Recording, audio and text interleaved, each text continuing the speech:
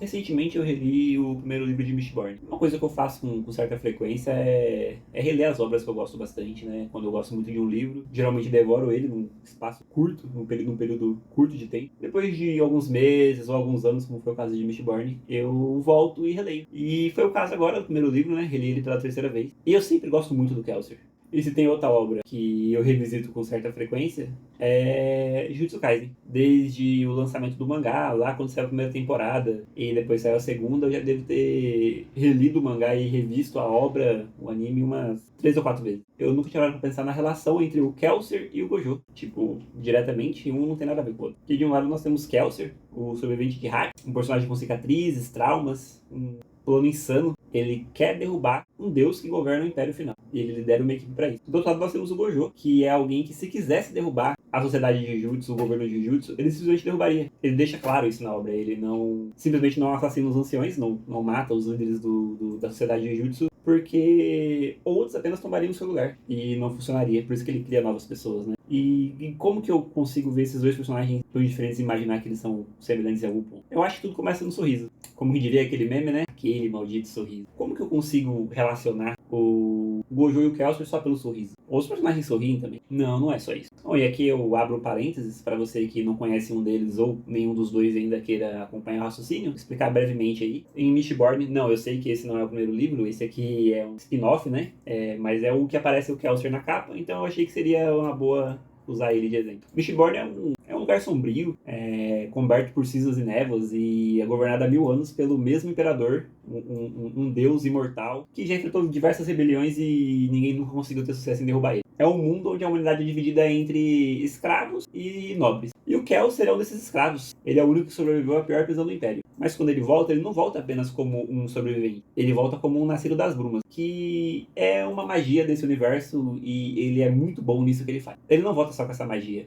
Ele volta com um plano insano de derrubar esse Império Final. Então ele reúne um grupo de ladrões e eles começam um plano para poder derrotar esse deus imperador. E do outro lado, em Jujutsu Kaisen, temos o Japão moderno. É um mundo assombrado por maldições. São umas energias negativas que o ser humano exala de forma inconsciente e que se acumula e vira criaturas a serem derrotadas, monstros. E para combater esses monstros, existe uma sociedade secreta, que são chamados de Jujutsu. E no topo absoluto dessa sociedade tá o Gojo. É sério, ele tá no topo mesmo. Logo no primeiro episódio, o autor ele se foca em apresentar um inimigo forte, e aí aparece um inimigo mais forte e derrota o inimigo anterior como se não fosse nada.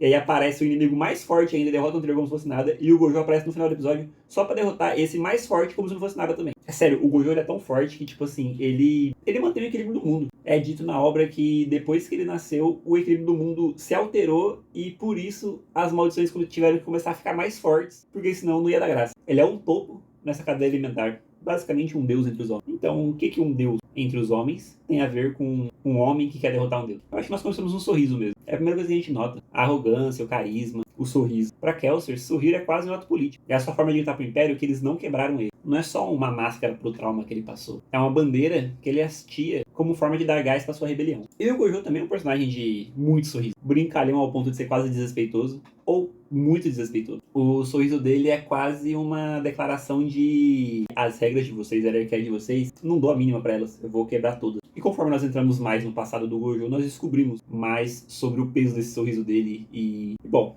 não quero dar spoiler pra quem não conhece, então assista. Onde eu quero chegar com isso é que o sorriso é quase uma arma pra ele. Mesmo com a magia de O Nascido das Brumas ou o ilimitado do Satoru Gojo, os dois usam a capacidade de sorrir como uma ferramenta para tornar os seus aliados mais confiantes neles mesmos. E falando em poderes, chegamos no segundo ponto. Já falei antes, que é o Nascido das Brumas. E ele é absurdamente poderoso. É dito que ele despertou faz pouco tempo com essa magia nova dele e ele já rivaliza com as pessoas que... Ele já rivaliza com as pessoas que já despertaram essa magia há mais tempo. Ele é o mais forte da equipe dele. E ele vê ângulos que ninguém mais vê. Ele luta batalhas que ninguém mais consegue lutar. E isso, querendo ou não, isola ele de certa forma. Coloca ele em lugares que só ele pode ir, porque ter outros com ele seria o mesmo que arriscar as outras pessoas. Mesmo quando o Vin descobre seus poderes e ele a treina, ele ainda mantém afastado o máximo que pode, porque sabe os perigos que ter esse poder, ainda em treinamento e não saber usar da forma correta, pode trazer pra pessoa. São perigos que ele se dispõe a enfrentar, mas que ele não quer que os outros enfrentem.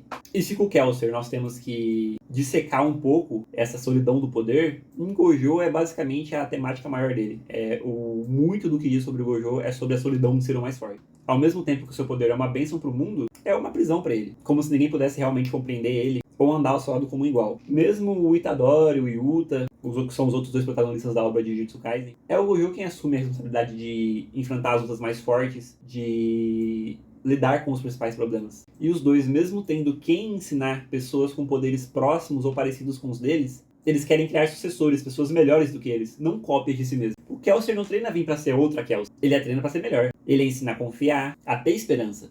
Coisas que ele mesmo luta pra sentir. O objetivo final dele não é ser o herói eterno. Ele quer acender a chama que vai continuar queimando mesmo depois que ele se for. E o Gojo diz isso com todas as letras. Ele odeia o sistema, mas sabe que não pode mudá-lo sozinho. Então o que ele faz? Ele investe tudo na próxima geração. Ele protege o Yuji, incentiva o Megumi, porque ele não quer criar soldado. Ele quer criar a próxima geração que haja diferente. O maior desejo deles, de Kelsier e de Gojo, é criar um mundo onde eles não sejam mais necessários. Apesar dessas duas semelhanças, eles também têm suas diferenças. Kelsier, no fundo, é um idealista movido pela fé. Ele acredita nas pessoas. Não em todas as pessoas, diga-se de passagem. Mas ele acredita nas pessoas e acredita que as pessoas precisam acreditar em si mesmas. E ele acredita por elas quando elas não acreditam ainda. A sua revolução, sua luta, é um salto de fé. É uma aposta que as pessoas vão ter o necessário para continuar o legado dele. E já o Gojo é alguém que parece mais movido pela frustração. Ele não tem fé nenhuma no sistema, nos anciões que protegem esse sistema. Ele não tá tentando inspirar o mundo. Ele força uma mudança através do poder. Porque ele pode. Afinal, ele é Satoru Gojo. Mas ele força esse poder através